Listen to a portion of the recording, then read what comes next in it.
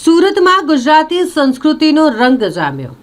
અહીં એક સાંસ્કૃતિક કાર્યક્રમનું આયોજન સીબી સ્પોર્ટ્સ કેમ્પસ ખાતે કરવામાં આવ્યું હતું અને જેમાં મુખ્ય અતિથિ તરીકે કેન્દ્રીય મંત્રી સી આર પાટીલ અને ગુજરાતના ડેપ્યુટી સીએમ હર્ષભાઈ સંઘવી ખાસ ઉપસ્થિત રહ્યા હતા। તેઓનું અહીં સન્માન કરવામાં આવ્યું હતું।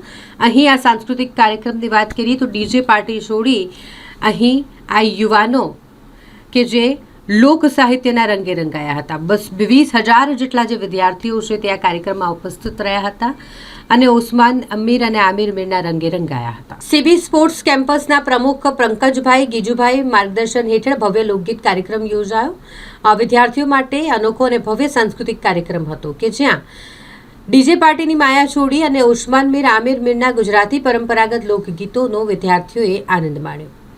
આ ભવ્ય કાર્યક્રમમાં 20,000થી વધુ વિદ્યાર્થીઓ અને તેમના વાલીઓ ઉત્સાહભેર જોડાયા હતા। કેમ્પસના વિશાળ મેદાનમાં ગુજરાતી લોકગીતો પર વિદ્યાર્થીઓએ ગરબા અને દાંડિયાના તાલે ઝૂમી વાતાવરણને ઉલ્લાસમય બનાવી દીધું હતું। આજનો કાર્યક્રમ એક અદ્ભુત અનુભવ સુરતમાં જ્યારે આવે ત્યારે મજા જ આવે છે, પણ આજે આ કોલેજમાં તો એટલો બધો આનંદ આવ્યો છે, કારણ કે જે અહીંયા જે ઓડિયન્સને આ છોકરાઓએ જે ધમાલ મચાવી છે ખરેખર ગજબનું અનુભવ રહ્યો છે।